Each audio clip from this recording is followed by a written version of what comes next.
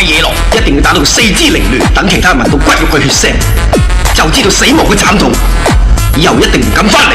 你錯啦！野狼雖然侵犯我哋五台山嘅菜園，但我哋出家人有好生之德。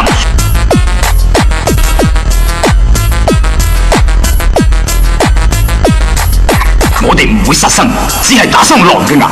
你咁仲係唔啱，你哋只係打傷狼嘅牙，唔會殺死佢哋。啲狼恢復元氣之後，就會聯群結隊嚟侵犯你哋五台山。